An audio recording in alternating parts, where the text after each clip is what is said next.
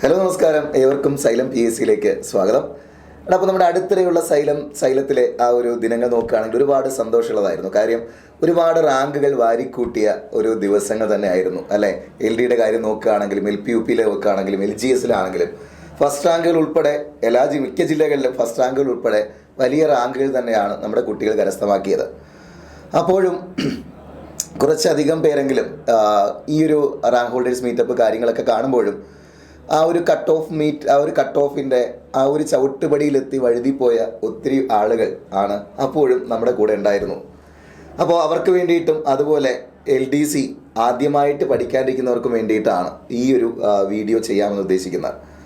അപ്പോൾ ശരിക്കും നമ്മളിപ്പോൾ ഈ ഒരു PSC പഠനത്തിൽ പലരും ചിന്തിക്കുന്നൊരു കാര്യമാണ്, നമ്മൾ കാണുന്ന സെയിം ക്ലാസ് തന്നെയാണ് 1ാം റാങ്ക് മേടിച്ചവരും അല്ലെ 100ാം റാങ്ക് മേടിച്ചവരും. അതുപോലെ ആ ഒരു കട്ട് ഓഫിൻ്റെ ഒരു പാതി വഴിയിലെത്തിയിട്ട് നമ്മളും കണ്ടത് സെയിം ക്ലാസ് തന്നെയാണ്. പക്ഷേ എക്സാമുകളിൽ നമ്മൾ എന്താണ് ലാഗ് ചെയ്യുന്നത്, നമ്മൾ ചെയ്യാത്ത എന്ത് സ്ട്രാറ്റജിയാണ് ഈ റാങ്ക് ഹോൾഡേഴ്സ് ചെയ്തത് എന്ന് ചോദിക്കുകയാണെങ്കിൽ അവിടെ മിക്കവാറും പേരും ആ ഒരു റാങ്ക് ഹോൾഡേഴ്സ് പറയുന്ന ആ ഒരു അനുഭവവും കാര്യങ്ങളൊക്കെ നമ്മൾ കേട്ടിട്ടുണ്ടാവും അല്ലേ. അപ്പോൾ അവർക്കെല്ലാവർക്കും കൃത്യമായൊരു സ്റ്റഡി പ്ലാൻ ഉണ്ടായിരുന്നു. ശരിയാണ്. അപ്പോൾ നമ്മളും ചെയ്യേണ്ട ഒരു കാര്യം, ഒരു പഠനത്തിലേക്ക് ഇറങ്ങുമ്പോൾ ശരിക്കും ഇതൊരു നമ്മൾ ഈ ചെയ്യുന്നത് അല്ലെങ്കിൽ നമ്മൾ ഈ പഠിക്കുന്ന ഇതൊരു കോമ്പറ്റീറ്റീവ് എക്സാമിന് വേണ്ടിയിട്ടുള്ള പഠനമാണ്. അപ്പോൾ ഇവിടെ വേണ്ടതൊരു പ്രാക്ടീസാണ്. നമുക്ക് വേണ്ടത് കൃത്യമായ സ്റ്റഡി പ്ലാനിങ്ങിലൂടെ കൃത്യമായ സ്ട്രാറ്റജിയിലൂടെ ആ ഒരു ഗോൾ നമ്മൾ അച്ചീവ് ചെയ്യുക എന്നുള്ളതാണ്. ശരിയാണ്. അപ്പോൾ അങ്ങനെയെങ്കിൽ ഇവിടെ നമുക്ക് കൃത്യമായിട്ട് സിലബസ് അറിഞ്ഞുകൊണ്ട് തന്നെ എന്ത് ചെയ്യണം, പഠിക്കണം എന്നുള്ളത് തന്നെയാണ് ഏറ്റവും ഇമ്പോർട്ടൻ്റ് ആയിട്ട് എല്ലാവരും ആദ്യം പറയുന്ന കാര്യം. ആ ഒരു സിലബസ് കംപ്ലീറ്റ് ചെയ്തുകൊണ്ട് അതിൽ നിന്നുകൊണ്ട് നമുക്ക് കൂടുതൽ പ്രാക്ടീസ് ചെയ്യുക, വർക്കൗട്ട് ചെയ്യുക എന്നുള്ളതാണ്. അങ്ങനെയെങ്കിൽ ഇനി നമുക്ക് ഒരുപാട് പരീക്ഷകൾ വീണ്ടും വരാൻ പോകുന്നു. കമ്പനി ബോർഡിൻ്റെയും അതുപോലെയുള്ള 10th ലെവൽ എക്സാമുകൾ 12th ലെവൽ എക്സാമുകളൊക്കെ ഇനിയും വരാൻ പോകുന്നു. അപ്പോൾ അങ്ങനെയെങ്കിൽ ഈ ഒരു എക്സാമിൽ ഇനിയും അടുത്ത റാങ്ക് ഹോൾഡേഴ്സിൻ്റെ അല്ലെങ്കിൽ അടുത്ത റാങ്ക് ഹോൾഡേഴ്സ് മീറ്റിങ്ങിൽ ആദ്യ റാങ്കുകളിൽ എത്തിപ്പെടാൻ ഈ ഒരു സ്ട്രാറ്റജി നിങ്ങൾക്ക് ഉപകാരമാവട്ടെ എന്ന് പറയുന്നു. അപ്പോൾ അങ്ങനെയെങ്കിൽ നമുക്ക് നോക്കാം. അപ്പോൾ നിങ്ങൾ ആദ്യം ചെയ്യേണ്ട ഒരു കാര്യം കൃത്യമായി സിലബസ് അറിഞ്ഞ് പഠിക്കുക എന്നുള്ളതാണ്. അങ്ങനെയെങ്കിൽ നമുക്കൊരു 10th ലെവൽ എക്സാമുകളുടെ സിലബസുകൾ നമുക്കൊന്ന് പരിശോധിക്കുകയാണെങ്കിൽ ആദ്യം നമുക്കുള്ളത് പൊതുവിജ്ഞാനത്തിൻ്റെ ഭാഗമാണ്. ആ ഒരു പൊതുവിജ്ഞാനത്തിൻ്റെ ഭാഗത്ത് നിന്നുകൊണ്ട് ചരിത്രം, ഭൂമിശാസ്ത്രം, അതുപോലെ ധനതത്വശാസ്ത്രം, ഇന്ത്യൻ ഭരണഘടന, പിന്നീട് കേരളം, ഭരണവും ഭരണ സംവിധാനങ്ങളും, പിന്നീട് ജീവശാസ്ത്രം, അതുപോലെ പൊതുജനാരോഗ്യം, ഇത് 6 മാർക്ക്.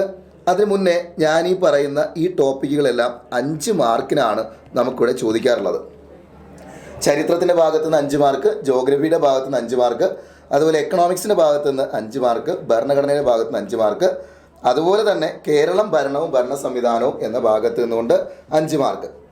പിന്നെ ഒരു സയൻസിൻ്റെ ഒരു കാറ്റഗറി നോക്കുകയാണെങ്കിൽ സയൻസ് കാറ്റഗറിയിലേക്ക് വരുമ്പോൾ നമുക്കിവിടെ ബയോളജി, അതുപോലെ തന്നെ ജീവശാസ്ത്രവും പൊതുജനാരോഗ്യവും 2 ഭാഗങ്ങളോട് ചേർത്ത് 6 മാർക്കുണ്ട്. ബാക്കി ഫിസിക്സിനും കെമിസ്ട്രിക്കൂടെ 3 6 മാർക്കാണുള്ളത്. ശരിയാണ്. അപ്പോൾ സയൻസിൻ്റെ ഭാഗത്തൊരു ഡിസ്ട്രിബ്യൂഷൻ ഇങ്ങനെയാണ്. ടോട്ടല് നമ്മുടെ പൊതുജനാരോഗ്യം, ജീവശാസ്ത്രം, ഭൗതികശാസ്ത്രം, രസതന്ത്രം എല്ലാം കൂടി നമുക്കുള്ളത് 12 മാർക്കാണ്. പിന്നീട് കല, കായികം, സാഹിത്യം, സംസ്കാരം 5 മാർക്ക്, കമ്പ്യൂട്ടറിന് 3 മാർക്ക്, സുപ്രധാന നിയമങ്ങൾ 5 മാർക്ക്.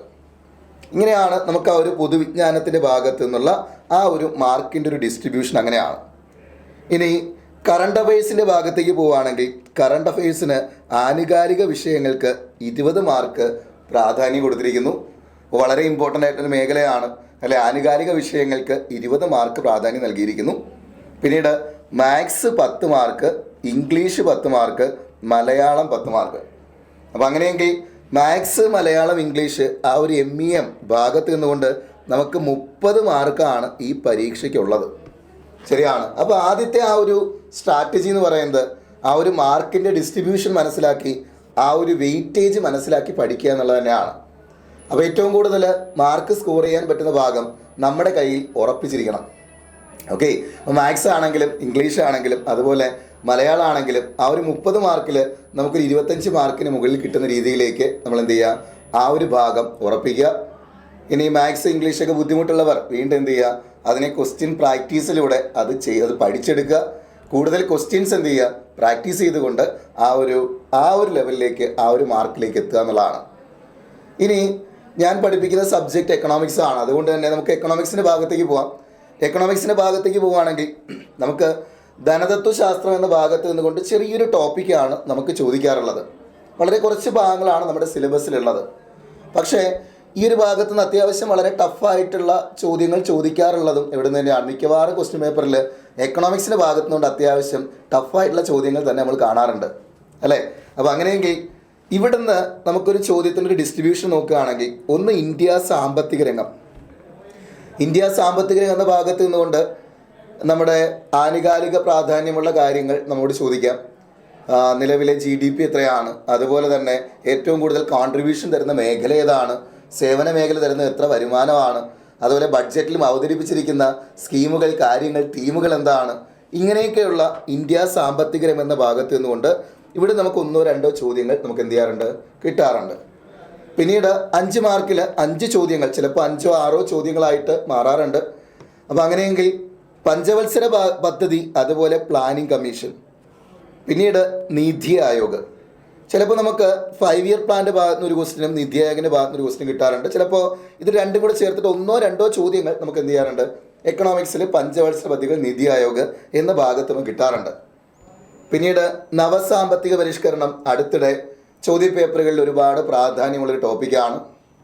ഈ ഒരു ഭാഗത്തു നിന്നും 1 മാർക്കിന് നമുക്ക് എന്ത് ചെയ്യാം, ഈ ഒരു ഭാഗത്ത് നിന്ന് ക്വസ്റ്റ്യൻ പ്രതീക്ഷിക്കാം. പിന്നീടുള്ളത് ധനകാര്യ സ്ഥാപനങ്ങൾ എന്ന ഭാഗമാണ്. ബാങ്കിങ് മേഖലയുമായി ബന്ധപ്പെട്ട് നമുക്കൊരു ചോദ്യം പ്രതീക്ഷിക്കാം. പിന്നീട് കാർഷിക വിളകൾ, ധാതുക്കൾ, ഹരിത വിപ്ലവം, ഈ ഒരു ഭാഗത്ത് നിന്ന് ഒരു ക്വസ്റ്റ്യൻ പ്രതീക്ഷിക്കാം. ശരിയാണ്. ഇങ്ങനെയാണ് നമ്മുടെ ആ ഒരു എക്കണോമിക്സിൻ്റെ ഭാഗത്തു നിന്ന് ആ ഒരു ക്വസ്റ്റ്യൻസ് നമുക്ക് കിട്ടുക.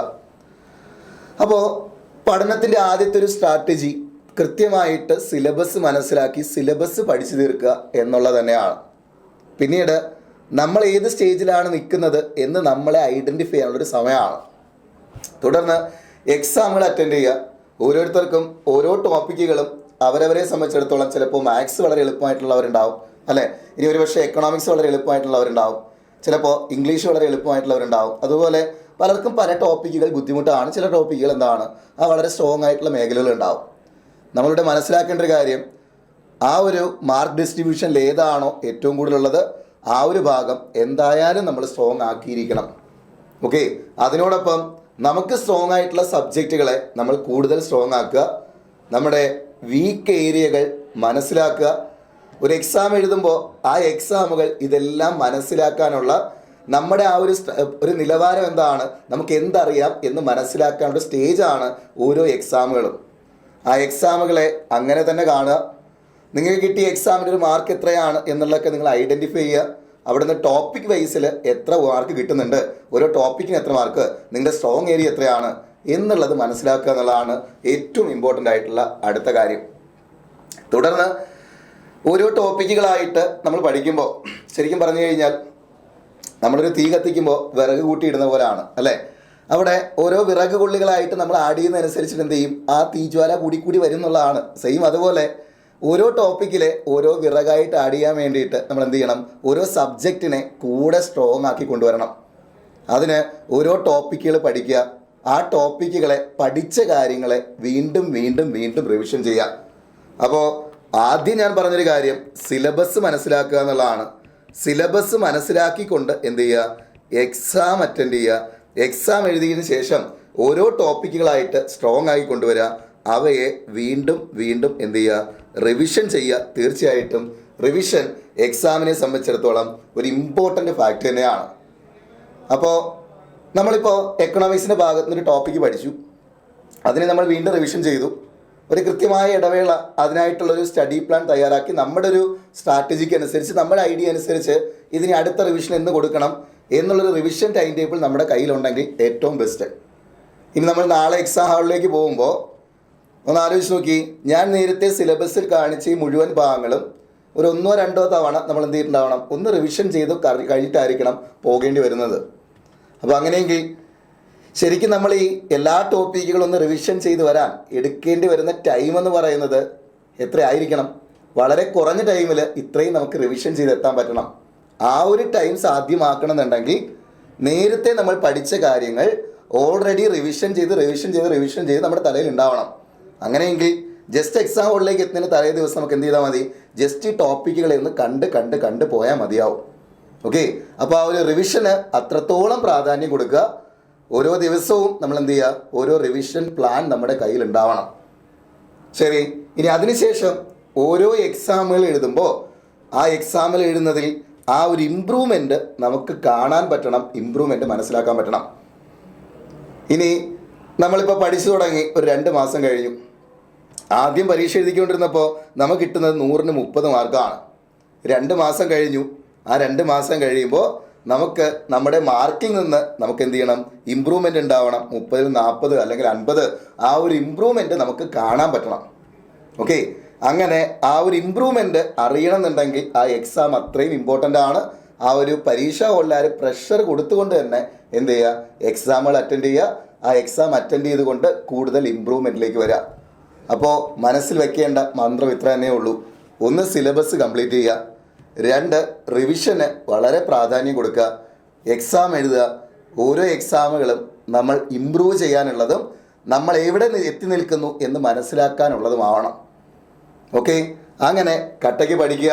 ആ ഒരു ടൈം മാനേജ്മെൻറ്റ്, പലരുടെയും സിറ്റുവേഷൻ വളരെ ഡിഫറെൻ്റ് ആണ് അല്ലേ. പല സാഹചര്യത്തിൽ നിന്ന് പഠിക്കുന്നവരുണ്ടാവും, തൊഴിൽ ചെയ്തുകൊണ്ട് പഠിക്കുന്നവരുണ്ടാവും, വീട്ടിലെ ബാക്കിയുള്ള ഒരുപാട് പ്രശ്നങ്ങൾക്ക് നടുവിൽ, ഒരുപാട് ജോലികൾക്ക് നടുവിലൊക്കെ എന്ത് ചെയ്യുന്നുണ്ടാവും, പഠിക്കുന്നവരുണ്ടാവും. കൃത്യമായിട്ടുള്ള സമയം കണ്ടെത്തി ആ ഒരു ടൈം മാനേജ് ചെയ്ത് തന്നെ എന്ത് ചെയ്യുക, കൂടെ പഠിച്ചു പോവുക. എക്സാമുകൾ എഴുതുക. അടുത്ത എക്സാം എന്ത് ചെയ്യണം, നമുക്കുള്ളതാണ്. ഓക്കെ, അപ്പോൾ കൃത്യമായിട്ട് ഇനി വരുന്ന എക്സാമുകളിൽ, അടുത്ത റാങ്ക് ഹോൾഡേഴ്സ് മീറ്റിങ്ങുകളിൽ ഈ വീഡിയോ കണ്ടുകൊണ്ടിരിക്കുന്ന എക്സാമിന് വേണ്ടി പഠിക്കുന്ന എല്ലാവരെയും കാണാൻ പറ്റട്ടെ എന്ന് ആശംസിക്കുന്നു.